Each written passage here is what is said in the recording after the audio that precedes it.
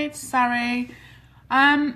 Apologies that this is later than promised. Had really good intentions. Myself and Jackie were away training and don't think we factored in maybe how shattered we would be, and we're both, I fell asleep in the car on the way home from Oxford and poor Jackie was driving. We were both asleep really early last night. So apologies, it's delayed, but better late than never. And as I was saying in my earlier video, we've had a lot of inquiries about bullying, not just about parents who feel their children are being bullied, but also by parents who feel that their children are the bully and not knowing what to do and how to really deal with their children in the situation and how to explain to them more about what's going on. Because it can be really, really difficult, particularly when your child is in that situation where they're either feeling the need to bully someone else or they're being bullied. You know, they won't be thinking particularly rationally anyway. So by you kind of giving them your wisdom of, you know, often that we do as parents of, well, maybe something's going on for them, or, you know, maybe they don't mean it, or, you know, whatever it is that we try and say. I think sometimes it's good to give them kind of a clearer understanding of what potentially might be going on. And so one of the theories that we use in transactional analysis psychotherapy is the drama triangle, which is by somebody called Karpman, if you want to have a look more into it or Google it. And it really kind of looks at the games that we play with each other by using the drama triangle. So it's kind of like those dysfunctional social interactions that we might have, you know, when we're communicating less effectively, which can then inevitably prolong the situation rather than ending it, which is often, you know, as a parent, what we want. We just want it to be over. We just don't want it to be happening anymore. But unfortunately, when we're playing these kind of games with each other, most of the time unintentionally and completely out of our awareness, we just all end up feeling bad. You know, as a parent, you know, when our children are experiencing that feeling of being bullied, you know, it almost feels like you yourself are being bullied, because it's horrible and it's not nice. You know, we don't necessarily know what to do with it, and it's really difficult. So I wanted to just explain to you briefly what the drama triangle is by Karpman, and you can, like I say, have a look it up.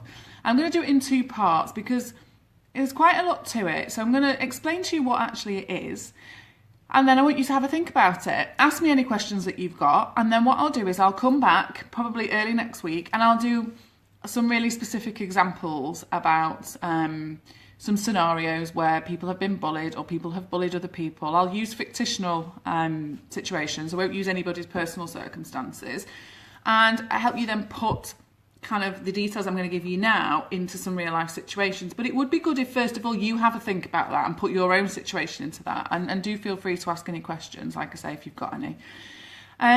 So the drama triangle is, as it says, it's a triangle, and in each of those corners of that triangle are 3 different roles. Now, we invite each other into games all the time on a daily basis, you know, in our relationships, at work, with colleagues. You know, we did some training yesterday in an organisation, and actually, you know, people were really clear that actually they notice there's a lot of games going on. You know, because psychologically we try and communicate things, we don't always communicate them in the best way. It might be that we're trying to get our needs met in a relatively unhealthy way rather than being kind of clear and adult about our communication. And, you know, we're not saying that that means you're a bad person or that you're really ineffective, because we all do it, you know. So we may as well just face facts that we all enter in and invite people into this drama triangle and into these games. So the first step really is the awareness, and our children are doing it, we're doing it with our children. And when bullying is going on, this is also present, okay? So the 3 roles are, we've got the victim, we've got the rescuer, and we've got the persecutor.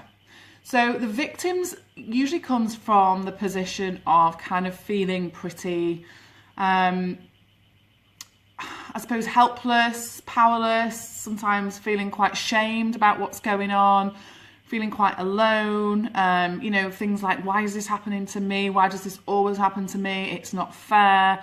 I can't win, kind of thing. So that's the kind of things that will be going through somebody's head if they're in that victim position, okay?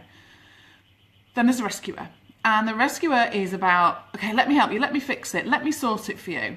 And this is what will happen a lot when a child is being bullied, in that as a parent, understandably, and I've been there myself, we want to just fix it, we want to take it away and we want to rescue them. But if you think, actually, that child who is feeling in that victim position at that moment is feeling powerless, helpless, yes, we want to help them, yes, we want to support them, and, you know, we want to kind of be alongside them with whatever it is they need. But when we go into rescuing, which is different to support, and I'll go more into this in the second video that I'll do next week, but when we go into rescuing them, we are taking their power away even more. Because what we're saying is, we're not intentionally saying this, but the message subconsciously could be, oh yeah, I can't resolve this on my own. I'm not good enough. I'm too weak to sort this for myself. I need mum or dad or teacher or whoever to fix it. Yes, we need support from people. Please don't misunderstand that I'm not saying we don't want to help or support our children, but there is difference between helping and supporting and rescuing, because when we rescue, we are taking away that power. And they're already feeling quite hopeless, and, you know, they don't have the power that they need in order to deal with the situation. So that's the rescuer. You know, actually, sometimes when we're rescuing other people, it's often an avoidance from our own stuff.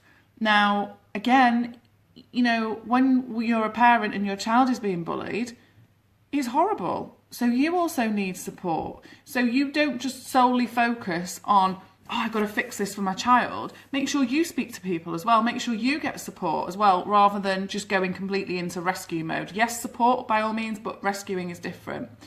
So, persecutor. So the persecutor is often coming from the place of being quite controlling, quite blaming, critical, rigid, thinking they're much more superior than the other person. And you know, it's interesting because in this drama triangle, we often end up feeling just like the victim anyway, which is interesting from a perspective of bullying, that the person that's doing the persecuting, the controlling and all that kind of thing, will also end up feeling bad in this. Now, those of you that have experienced, and I am one of, you know, my daughter has struggled at times, as I think most children do.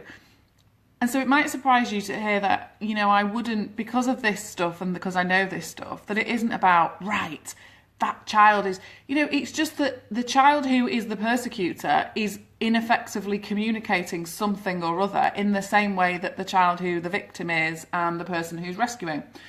So, you know, the other thing is we can then go from rescuing to then, if your child then comes home for the 4th time that week saying that they're upset and that this has happened, that, so we can then go into persecutor. Right, that is it, I have had enough. I'm going to go around there and I'm going to do this and I'm going to do that.